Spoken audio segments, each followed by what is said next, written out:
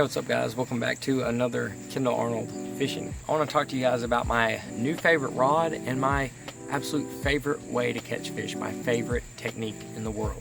Deep diving crankbaits, my absolute favorite way to fish, as I've already said. I'm talking about your 12-foot divers up to your Magnum 25-foot divers like this.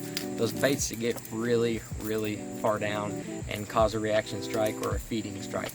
This right here, this little bait, well actually it's not little, it's actually pretty big, is my favorite way to catch fish during the summertime offshore. And for good reason, because fish move offshore to feed, they move offshore just to chill out after the spawn. But right now, more than anything, they're eating. They want to eat. They're getting filled up, fall is coming, and ultimately they know that winter's coming. They're not stupid. They know. And this thing right here is a great way to catch fish. Whether they're feeding or they're almost dormant, it would seem. This thing can cause a reaction strike and get you a bite whenever a lot of baits can't. Your normal Carolina rigs, your drop shots, sometimes they won't catch a fish, but whenever you throw something like this in front of them, vibrating erratically, going back and forth, they'll react to it. They'll eat it. Where do you throw these things, these baits that dive from 12 foot and deeper up to like 25 or 30 foot? I'm not even sure how deep baits can dive anymore. They're specific places, ledges, humps, stuff like that, offshore in the middle of nothing. Rock piles are great. Even, brush piles. You can tick the tops of brush piles with these things and catch a ton of fish. One of the biggest tips that I can give you guys about fishing these things is the depth. As I said before, this is a Magnum diver. I can't remember if it dives to like 20, 22, or 25, but this thing gets down there. Where am I going to throw a bait like this? Well, if I have a school of fish that I found and I've located that are in, 20 foot of water. If this is a 22-foot diver, I'll throw it in 20 foot of water. I'll throw it in 18 foot of water. Sometimes if I really, really want a good reaction bite, I'll throw it in 15 foot of water. You just want this thing to get down there and start digging. It'll make those fish react a lot. So if you have, fish marked in 14 foot of water, 12 foot of water, I'll throw something like a CRANKIN 5XD like I've got right here. This thing dives down to 15 foot. So it's going to go a little bit deeper than what you're fishing. It's going to get down there, it's going to dig a trench. That's what, some people call it, digging trenches. You're going to get down there and just cause some commotion, and these fish are going to come up and eat it.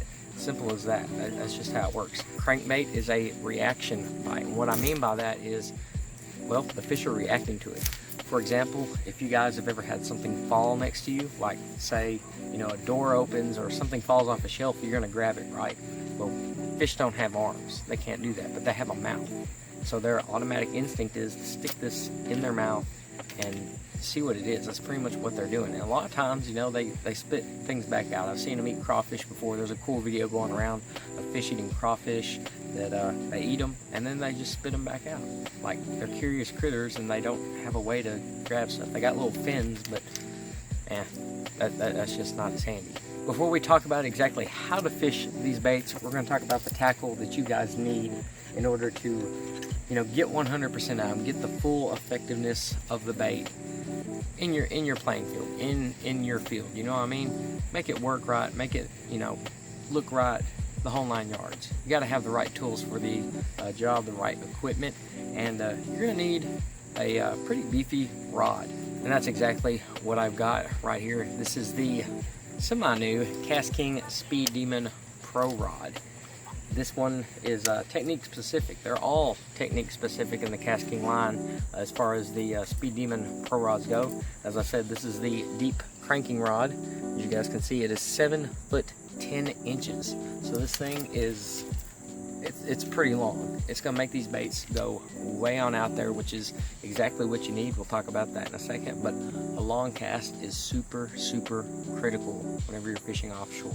It's a medium power and a moderate blank. So this thing has quite a bit of give. It's gotta have some give. Whenever you're fishing a bait with treble hooks, you need some give in it. You're not, ripping these fish out of cover like you would with a big, thick, meaty hook. You're literally just trying to keep these fish pinned, keep them hooked, because they will throw these treble hooks. I've seen them do it. I know it'll happen. If you fish with treble hooks, you know it happens. Good parabolic rod like this is absolutely key. There's also 2 other things that make this a very specific technique. Reel and the line on a good cranking stick, a good deep diving cranking stick, is super, super important. You hear these guys talking about a 7-to-1 gear ratio reel or 6-to-1 gear ratio reel whenever they're cranking. And most of the time they're talking about these shallower diving, these 3 to 5 foot diving baits. But whenever you get to, a massive plug like this one here, you need a slower gear ratio. Number one, it's gonna make that bait move slower. You're gonna get more time down there in the strike zone where these fish are gonna be at and get more bites that way. The second thing is fatigue. It's really gonna make it, not as hard on you. You're not sitting here just being ripped to shreds by, a Magnum bait like this. If you guys have thrown these before, you know exactly what I mean. They can give you a workout, and 100% the reel helps make that a lot easier on you. Makes the bait go a lot better in the water.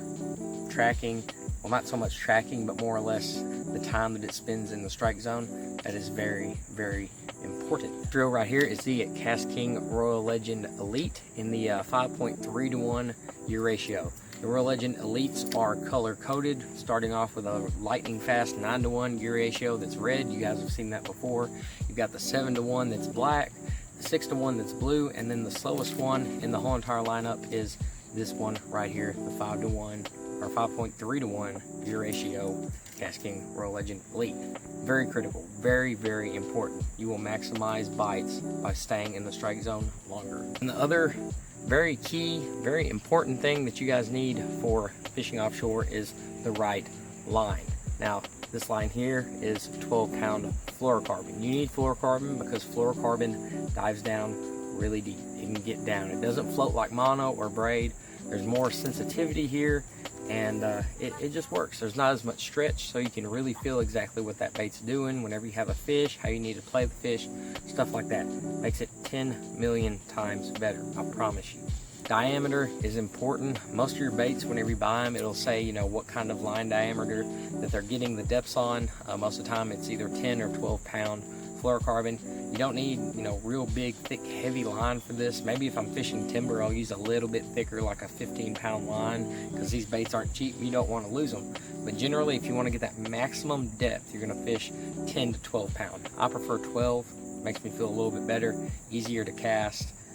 You get it. Last, but certainly not least, how do you fish these giant Magnum-sized crankbaits, such as this one? It all has to do with the boat positioning and such, which we will talk about in hopefully the next video. But the second biggest thing is casting, your distance.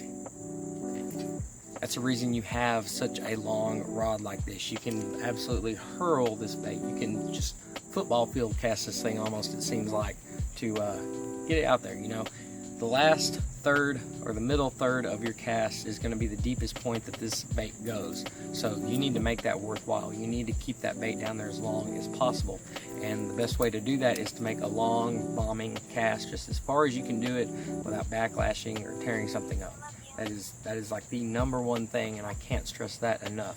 If you're only casting 20 yards, your bait's not going to be down there in the strike zone. And if it is, it's not going to be down there for very long at all. The retrieve. Whenever I'm retrieving this bait, I'll start off and reel it down really quick a couple of times, maybe 5, 6, 7 times, until I feel like that bait is as far down as I can get it. At that point, I'm going to slow down my retrieve dramatically. If I'm fishing rock, timber, grass, maybe not so much grass, but hard objects, I'm going to just ever so lightly spin the reel, move the reel around, and just feel what I'm hitting very slowly. Give those fish something to react to. Whenever they bounce off of a stick or they bounce off of a rock, they're going to react to it. And you want to keep that bait in their face as long as possible. Now, generally, crankbaits, they float up whenever you stop moving them. So you want to keep enough, speed going that it stays down at that maximum depth, but you don't want to blow it out of the water. You don't want to make it run funny, do all that fun stuff. You want to keep it there as long as you possibly can. Now, as far as retrieves go, sometimes it's a steady, crank real slow, and sometimes it's a fast stop again. It doesn't matter how you do it at first. You want to try to key in on what these fish are doing, and whenever you find out exactly what they're doing and how they want to eat it, then you want to slow it down and just use that retrieve. If they're eating on a stop and go retrieve, you don't want to sit there and just go. You want to stop and go. And that's how it is. It's like fishing a jerkbait. If you guys have ever had a cadence with a jerkbait, deep cranking is the exact same deal. Don't overthink it. It's not too hard. Just imagine, you know, a fish down there looking at your bait. Well, if it's running away stupid fast, you're not going to chase it. You're down there to chill out. If it's going super slow, they're going to be like, oh, there's a good meal, or they're going to react to it. If it's too fast for them to react to it, then they're not going to get it in their mouth, like we've already discussed. They react, they eat. That's just how it works. And that, my friends, is deep cranking in a nutshell. Hopefully, I'll be able to show you guys some of this whenever we finally get out on the water, and I can show you offshore fishing a little bit better. But the lake that I'm planning on doing this at, actually in the morning, they don't really eat the crankbait as much. I don't know why, I'm not exactly sure, but we will for sure bring that stick out, cast it a few times, see if we can get a good reaction strike. Regardless, that is my favorite way to catch bass in the summertime, offshore or just anytime. I love throwing a crankbait just all the time. It's the greatest thing since sliced bread to me. Anyway, that's all I've got for this episode, guys. I hope you learned something. I hope that you take the deep diving crankbait, deep diving stick. I'll have everything linked in the description as always. You take this information and what I've told you and go catch a giant summer bass. I'll see you guys right here in the next video.